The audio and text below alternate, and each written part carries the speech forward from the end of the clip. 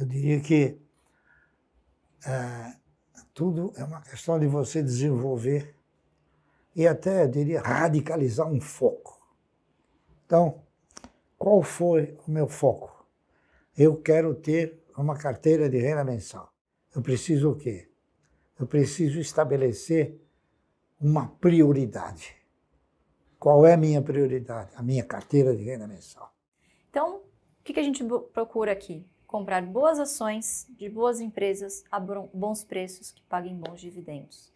E essas condições, elas são atemporais e você pode usar em qualquer mercado do mundo.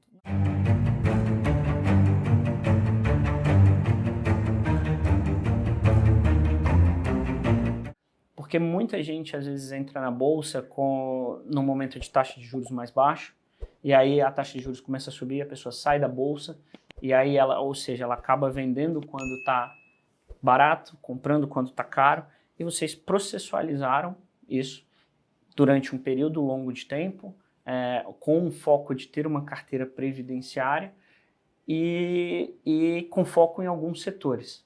Qual que é o principal X da questão aqui? O que vocês enxergam que foi o diferencial de vocês ou o diferencial da carteira previdenciária, da tese Ações Garantem o Futuro, de tudo isso para vocês chegarem onde vocês chegaram e para passar esse conhecimento, como você colocou, Barsi, que é uma vontade sua, para passar esse conhecimento para todo mundo que vai estar assistindo o evento? Eu diria o seguinte, eu diria que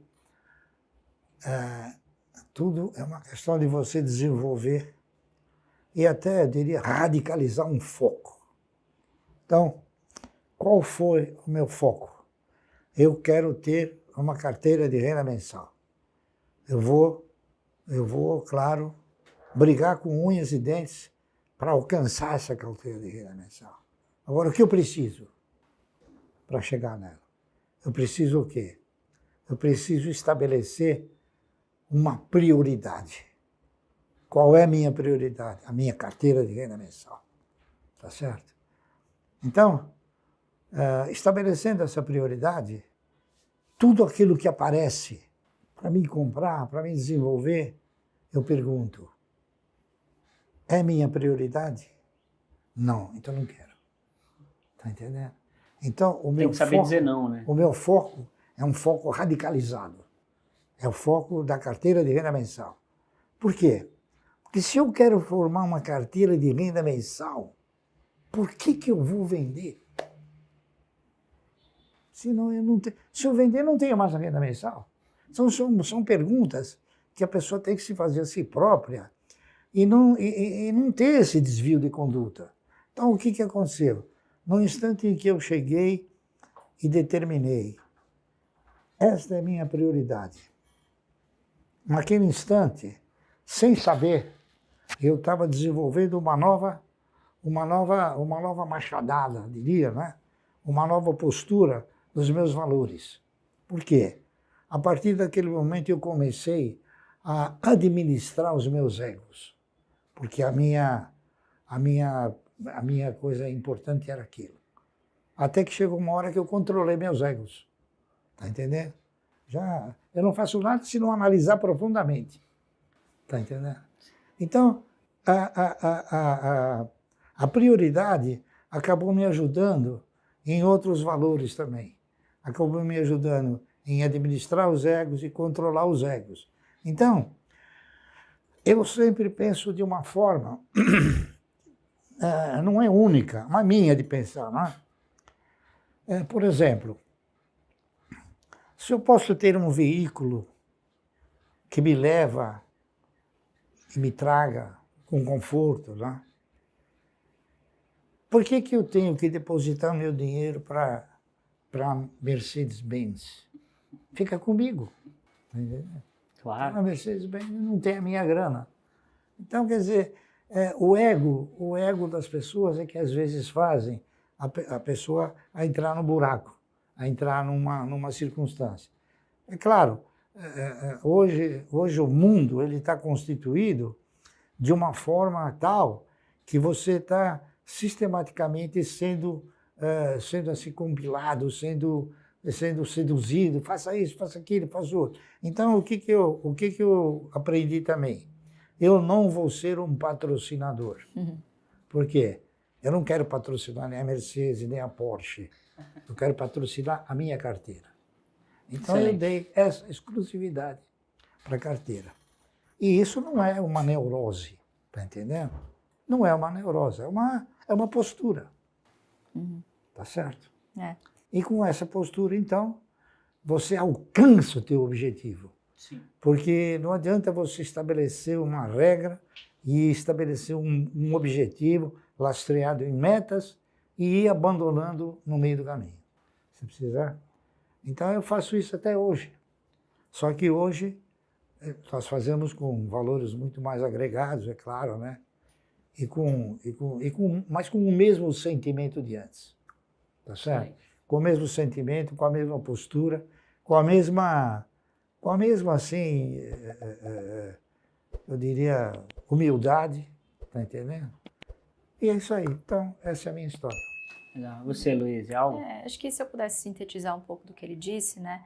O investidor pessoa física ele tem alguns desafios. O primeiro deles é a falta de conhecimento básico de finanças pessoais. Então, para você ter a renda passiva, obrigatoriamente você tem que ter a renda ativa, suplantando esses aportes mensais e constantes ao longo do tempo, certo? O segundo desafio, ele está aqui, é mental, né?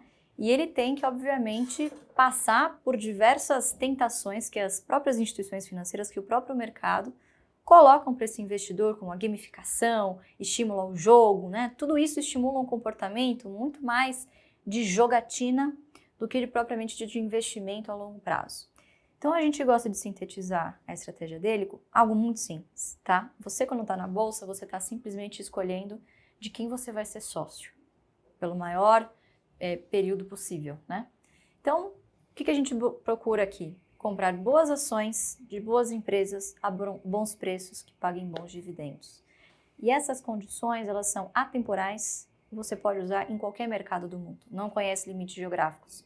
Em qualquer lugar do mundo você pode encontrar uma boa empresa a bom preço. A gente faz isso aqui no Brasil porque a gente vê muita oportunidade, né, pai? Muito mato alto ainda para comprar, muitas empresas com margens excelentes, com excelente governança, que você não vê, inclusive, com vantagens competitivas muito fortes, né, em cada um dos seus negócios. E o que a gente busca são negócios, na medida do possível, que sejam perenes, que consigam gerar um bom fluxo de caixa, né, porque acho que a grande diferença daqueles que procuram crescimento, que esse crescimento pode não vir, todo o valor desse tipo de empresa está na perpetuidade, certo? Uma empresa que paga dividendos, você vê, o gestor ele se vê obrigado a remunerar o seu acionista, o que sobra ele precisa de fato empregar em investimentos que tragam taxas de retornos que realmente valham a pena. Então, quer dizer, ele tem recursos mais escassos e, obviamente, quando ele precisa investir um volume maior, ele recorre àquele acionista cativo, né? Então, obviamente que ser acionista exige também não só momentos em que você recebe dividendos, mas momentos que você tem que contribuir para que essa empresa continue gerando fluxos de caixa que alimentem uma carteira de dividendos, né? Então, é uma relação de parceria que você tem que desenvolver, né? Então, raramente a gente faz vendas, é sempre pensando de quem eu vou me tornar mais sócio, né? Então, obviamente que esses são desafios de mentalidade, né? De você empregar os seus recursos corretamente, que você não ensina uma população que está tão acostumada com o correntismo a fazer uma coisa dessas assim numa velocidade tão rápida. Claro. Né? Então, imagina, ele vem fazendo isso desde a década de 70, a gente vem fazendo desde 2018. Então, é um trabalho de formiguinha, é um trabalho geracional também. Então, a gente acredita que a próxima geração vai estar muito melhor informada pelos seus pais, né, pelos seus familiares, de como seguir essa trajetória. Né? E depois eu gostaria também de fazer um complemento que me parece agora oportuno. A nossa postura, quando desenvolta na questão de montar a carteira de renda mensal, ela combinou alguns valores, não é isso? E qual um desses pensamentos? Eu tenho condições de ser dono? A pergunta. Não. Então eu posso ser parceiro? Pode. Eu posso ser dono do Banco do Brasil? Não, jamais. Mas eu posso ser parceiro, por que não? Então, eu falei, poxa, eu vou ser parceiro do banco. Hoje eu sou o maior acionista pessoa física do banco, você acredita? Acredito. Por devagarzinho. Então, por que o camarada não pode ser parceiro? Então, isso daí estimulou em mim uma postura seguinte.